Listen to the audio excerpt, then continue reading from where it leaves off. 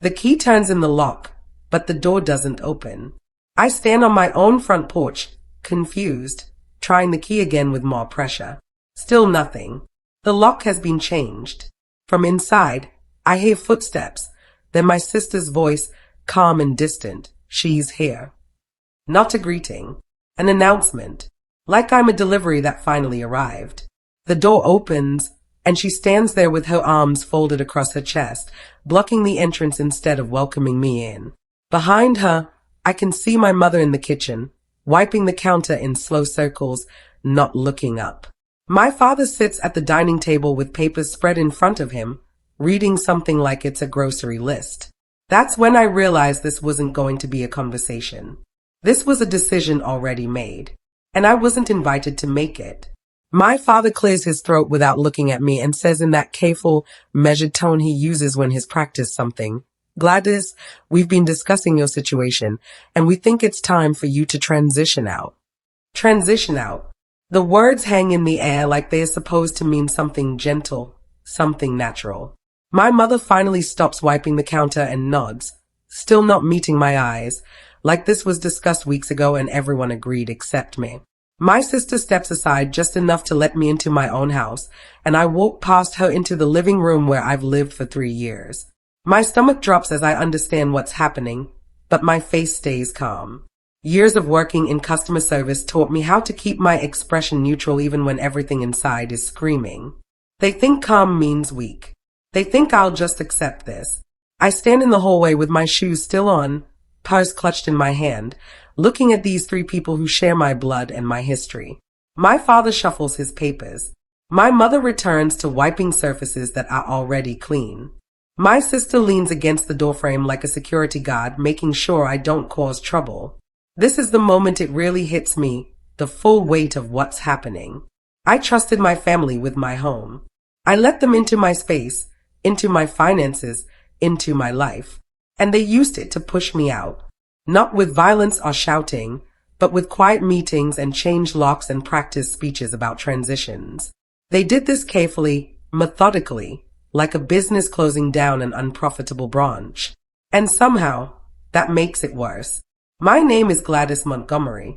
I'm 36 years old, and I bought this house after 12 years of steady work, promotions I earned through overtime and extra training, vacations I skipped to save money, and joy I delayed because building security came first.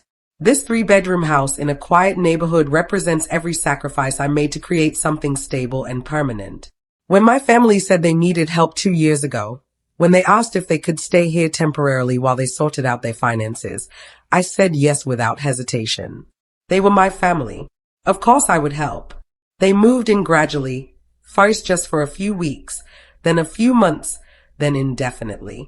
I believed them when they said it was temporary. I believed everything they told me.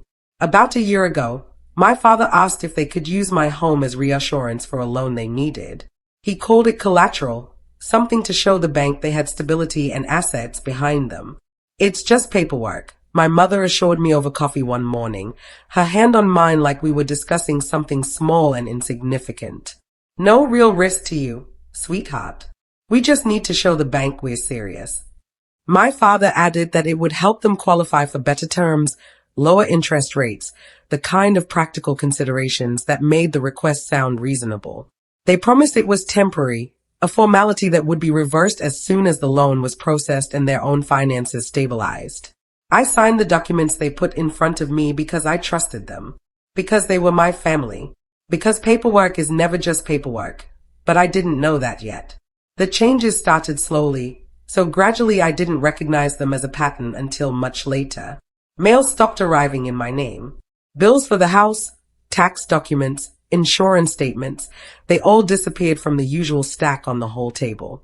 When I asked about it, my father said he was handling everything now, consolidating accounts to make things simpler. My sister started using we instead of you when talking about the house. "We're thinking of painting the living room, instead of you should paint the living room." Small shifts in language that repositioned ownership in ways I felt but couldn't quite articulate.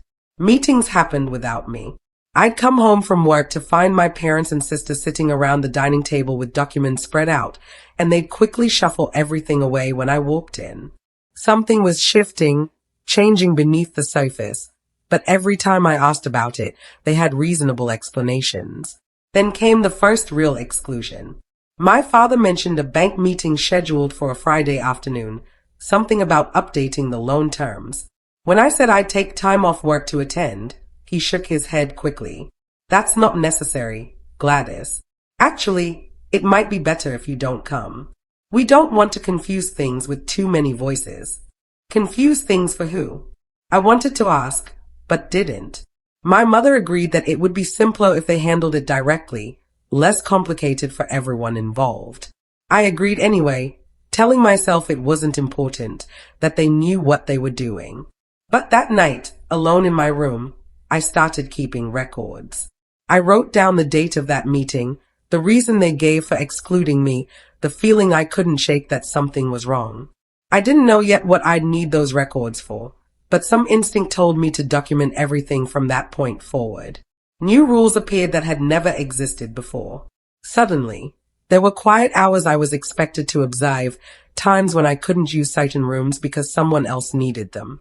My sister started asking if I was having guests over, requiring advance notice and approval for friends I'd known for years. I realized I was being managed out of my own home like an employee they were planning to fire. They were creating conditions that made me uncomfortable, rules that didn't apply to them but somehow applied to me. When I pushed back gently, suggesting that some of these rules seemed unnecessary, my mother got teary and said they were just trying to make the household run smoothly, that I was being difficult and uncooperative. My father said they'd made sacrifices too, living in someone else's home, implying I should be grateful they were even staying. Someone else's home. My home. But they'd stopped seeing it that way. I started requesting copies of documents. The original loan papers, the collateral agreement, anything that showed what exactly I'd signed. My father hesitated when I asked, saying he'd have to find them, that they were in storage somewhere. My mother said she didn't understand why I needed them, that everything was handled properly. That hesitation told me everything. When people have nothing to hide, they don't hesitate. They don't make excuses about where documents are or why you can't see them. I pressed harder, staying calm but firm, saying I needed copies for my own records. My sister finally brought me a folder with some papers, but they were incomplete, missing signatures and dates, clearly not the full set. Someone had signed something they shouldn't have. Something was changed or added after I'd initially agreed. I just didn't know what yet. On my lunch break the next day, I visited the county registry office where property records are kept. I stood in line behind people checking deed transfers and property tax information, feeling nervous for reasons I couldn't name. When my turn came, I gave the clerk my address and asked to see the ownership records. She typed into her computer, frowned at the screen, typed more, then looked at me with an expression I couldn't read. This doesn't look right, she said slowly, turning the monitor so I could see. My name was there, but not where it should be. I was listed as a co-owner, not the primary owner. And there were other names now, names that hadn't been there when I bought this house. The temporary arrangement my family had described wasn't temporary at all. It had been made permanent, and I hadn't authorized it. I stared at the screen, reading the entry over and over, trying to make sense of what I was seeing. The date of the ownership change was from 8 months ago, right around the time I'd been traveling for work, attending a training conference in another state for a week. Temporary authority, the kind you give someone to handle bills or sign for deliveries while you're away, had somehow been converted into permanent co-ownership. My absence had been documented as consent, my silence interpreted as agreement. The clerk asked if I needed to file a dispute. I felt sick to my stomach but kept my voice steady. I said I'd need time to review everything first, to understand what had happened. She printed copies of the records for me, her face sympathetic. She'd seen this before, I realized. Families who took advantage of trust. People who used paperwork as a weapon. I went back to the house that evening and said nothing about what I'd discovered. Instead, I thanked my parents for handling things while I'd been busy with work. I complimented my sister on how organized the house looked lately. I acted like everything was fine. Like I hadn't just learned my family had legally pushed me out of ownership of my own home while I was gone. My mother seemed relieved by my good mood. My father relaxed visibly. My sister stopped watching me so carefully. They thought I didn't know. They thought they'd gotten away with it cleanly. Silence makes people careless. It makes them feel safe and untouchable. They stop being careful with their words and their actions. And that's when they make mistakes I can use. I contacted a compliance advisor recommended by a colleague who'd dealt with property disputes. Her name was Nadine Porter, and she had a reputation for being thorough and unemotional in her assessments. I met her at a coffee shop far from my neighborhood and showed her everything. The original documents I'd signed, the registry records showing the ownership change, the timeline of my absence, the papers my family had given me that didn't match the official records. She reviewed it all without reacting, just making notes and asking precise questions. When she finished, she looked up and said simply, "They committed fraud. It's prosecutable." But I didn't want prosecution. I just wanted my house back. She nodded. Then we request a formal review through the registry office. Process, not accusations. Let the system do the work. She asked for timelines for every date I could remember, every document I'd signed, every meeting I'd been excluded from. Over the next week, Nadine compiled everything into a comprehensive report. The dates didn't line up. The signature on the permanent ownership change didn't quite match my usual signature, similar enough to pass a quick glance but different in small ways under closer examination. The witnesses listed on the document were my mother and sister, both interested parties who should never have been allowed to witness something that benefited them. Patterns formed in the paperwork that showed deliberate manipulation rather than innocent mistakes. Nadine highlighted discrepancies in timing, showed where temporary authority overlapped with permanent changes, demonstrated how my family had used my absence and my trust to rewrite ownership while I was busy living my life. She filed everything with the registry office along with a formal request for review and correction. I didn't tell my family. I just waited. The review triggered automatically once Nadine submitted the documentation. It wasn't accusatory, just procedural. The registry office sent notice to all parties listed on the property that a compliance review had been initiated due to irregularities in the ownership records. All changes to the property were frozen pending resolution. No one could sell it, refinance it, or make any legal modifications until the review was complete. My family received the notice by mail. I watched my father open the envelope at breakfast, saw his face drain of color as he read. My mother asked what was wrong. He showed her the letter without speaking. My sister grabbed it from my mother's hands and read it quickly, then looked at me across the table. I took another bite of toast and said nothing. Process is ruthless. Process doesn't care about intentions or family bonds or explanations. It only cares about documentation and compliance. That evening, my parents called a family meeting. They sat me down in the living room, both of them smiling too hard, their expressions tight and forced. My mother said it was just routine, nothing to worry about, probably some clerical error at the registry office. My father agreed it would all be cleared up quickly once they provided clarification. They didn't ask me if I knew anything about the review. They didn't acknowledge that I might have initiated it. They were still operating under the assumption that I was ignorant, that I trusted them completely, that I would accept whatever explanation they offered. I nodded along with everything they said. I agreed it was probably nothing. I said I was sure they'd handle it appropriately. They both visibly relaxed. My sister, watching from the doorway, didn't look as convinced. She knew me better than our parents did. She could see something had changed in me. The registry office called me directly a week later. They needed clarification from me specifically, not from any of the co-owners, about the ownership changes.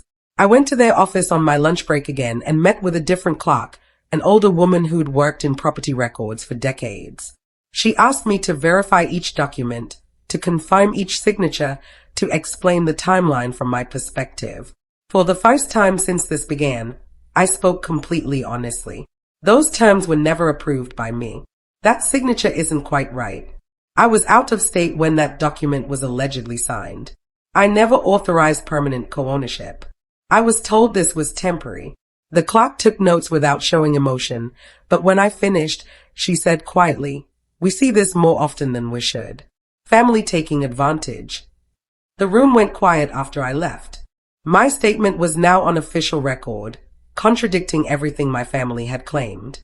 Within 48 hours, a correction request was filed by the registry office itself, not by me or Nadine. The request froze all accounts connected to the property, all access to equity or refinancing, all authority to make changes. The house became legally untouchable overnight. No one could do anything with it until the correction was processed and ownership was properly restored. My family panicked. My father made phone calls to the bank, to his lawyer, to anyone who might be able to stop what was happening. My mother cried and said this was all a misunderstanding. My sister stayed in her room, avoiding everyone. The system they'd tried to manipulate to push me out was now holding them accountable. And unlike a family argument, the system didn't care about tears or explanations. It only cared about documentation and compliance with regulations. The registry office required statements from all parties. My mother explained her version. I had wanted to help them, had volunteered to add them to ownership, had understood it would be permanent. My father gave a different version. It was always meant to be temporary, but complications with the loan required extending the arrangement, and I'd agreed verbally even if the paperwork didn't reflect it perfectly. My sister provided a third version. She wasn't involved in the decisions, didn't know the details, just lived where she was told to live. None of their stories matched each other. More importantly, none matched the paperwork, which showed deliberate steps taken during my absence, signatures that appeared rushed or uncertain, witness attestations from people who benefited from the changes. The inconsistencies piled up until the truth became undeniable. This wasn't a family helping each other. This was fraud disguised as cooperation. The formal review meeting happened 3 weeks after the initial freeze. I arrived early and was directed to sit with Nadine and the compliance officer who'd been assigned to the case. My family arrived together, sitting across from us at the conference table. The seating arrangement itself made everything clear. I was seated with the officials, positioned as the wrong party seeking correction. They sat across from us, positioned as the people who would have to defend their actions. The shift was unmistakable. They were no longer insiders, no longer the family helping me. They were respondents in a compliance review, having to justify their actions to strangers who didn't care about family dynamics or good intentions. My father tried to smile at me. I looked at my notes instead. That small rejection hurt him visibly. Good. The compliance officer asked the question that mattered most. Why was Ms. Montgomery excluded from final authorization of the permanent ownership change? The room went silent. My father started to answer, then stopped. My mother looked at my sister. My sister stayed at the table. No one had a good answer because there wasn't one. I wasn't excluded accidentally. I was excluded deliberately because they knew I wouldn't agree to making the arrangement permanent. That pause, that moment of silence where they couldn't produce a legitimate reason for cutting me out of decisions about my own property, cost them everything. Silence became evidence. The compliance officer made a note, underlined it twice, and moved to the next question. But the damage was done. That single unanswered question proved intent. It proved they knew what they were doing was wrong. It proved this wasn't a misunderstanding or a miscommunication. It was betrayal. The compliance officer reviewed her notes carefully, taking her time, making sure everything was documented properly. Then she read the determination aloud in a voice that held no emotion, just facts. Based on the evidence presented, the ownership change was executed through misrepresentation and abuse of authorized access. The original owner, Ms. Gladys Montgomery, did not provide informed consent for permanent co-ownership. All changes made during her absence are deemed invalid. Ownership reverts to the original designation immediately. She looked at my family. Furthermore, any parties found to have knowingly participated in fraudulent transfer may face additional civil and criminal penalties pending further review by the district attorney's office. My mother made a small sound. My father closed his eyes. My sister said nothing, but her hands shook as she gathered her papers. The fallout moved quickly after that. The registry office corrected all records within 7 to 2 hours, removing my family's names and restoring mine as sole owner. The bank was notified of the fraudulent collateral and suspended my family's financial access pending their own review. They'd used my house to secure loans I never authorized, creating liability I never agreed to. Now those loans would need to be restructured or recalled, and my family would face the consequences without my property protecting them. They moved out within 2 weeks, finding a small apartment they could barely afford. They didn't look at me during those final days. They packed their belongings in silence while I worked, leaving without goodbye notes or apologies. They'd gambled that I would never find out or never fight back. They lost, and I didn't look back. I moved back into my house completely, reclaiming spaces that had stopped feeling like mine. I changed the locks legally and properly this time, with my own locksmith, my own money, my own authority. I removed my family's belongings that they'd left behind, boxing them up and dropping them at their new apartment without comment. I painted over the changes they'd made, restored rooms to how I'd originally designed them, erased the marks of their presence. I removed their names from every aspect of my life: emergency contacts, insurance beneficiaries, people with keys or access. The house felt bigger somehow, quieter in a good way. Peace is loud when you own it. It makes space for the life you actually want instead of the life people expect you to accept. I didn't take revenge beyond reclaiming what was mine. I didn't pursue criminal charges, even though I could have. I didn't spread stories or destroy their reputations beyond what they'd done to themselves. I simply took back ownership of my home and my future, drew boundaries that should have existed from the beginning, and walked away from people who proved they couldn't be trusted.